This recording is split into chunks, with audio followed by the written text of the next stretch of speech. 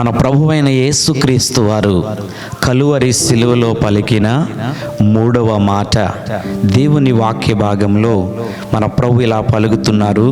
యోహాను సువార్త 19వ అధ్యాయము 26వ వచనం. యేసు తన తల్లియు తాను ప్రేమించిన శిష్యుడును దగ్గర నిలుచుండుట చూచి, అమ్మా, ఇదిగో నీ కుమారుడు అని తన తల్లితో చెప్పెను. తరువాత శిష్యుని చూచి, ఇదిగో నీ తల్లి అని చెప్పెను.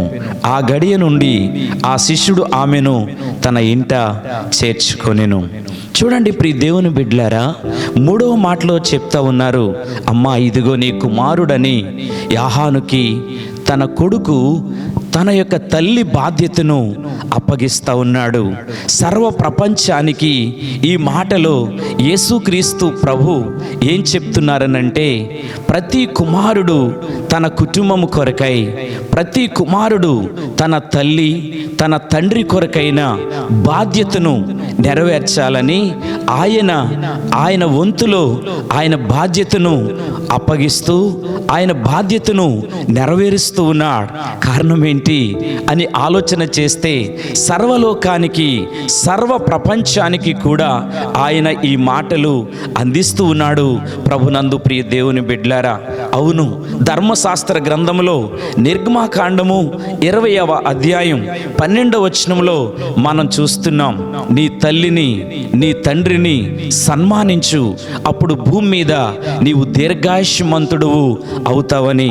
అవును, ప్రతి ఒక్కరము కూడా తల్లిని ప్రేమించేవారిగా, తండ్రిని ప్రేమించేవారిగా మనం ఉండాలని కృపగల దేవుడు కోరుతున్నాడు. అయితే నేటి తరములో తండ్రి తల్లిని ప్రేమించలేని కుమార్తెలే ఎక్కువగా కనపడుతున్నారు.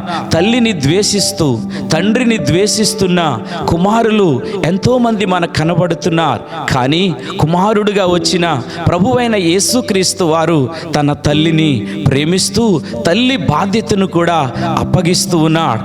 నేడు నీవు నేను తల్లిదండ్రుల యొక్క బాధ్యతను గుర్తెరిగాలని, తల్లిదండ్రుల యొక్క బాధ్యతను మనము గమనించాలని, వారికున్న ప్రతి లోటు ప్రతి అవసరత అక్కర తీర్చాలని మన ప్రభు మనకి మూడవ మాటలో ఆయన నేర్పిస్తున్నాడు. అయితే నీవు నేను మన తల్లిదండ్రుల విషయమై మనం ఏం చేస్తున్నాం? మన తల్లిదండ్రుల కొరకైన బాధ్యత మనం ఎంతవరకు తీసుకుంటున్నాం?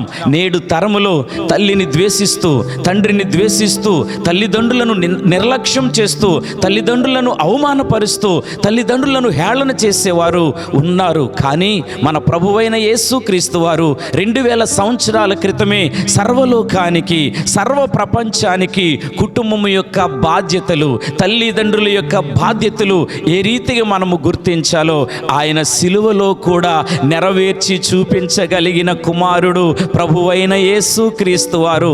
అలాంటి మనసు, అలాంటి ప్రేమ మనందరము కలిగి ఉందుముగాక. ఆమేన్.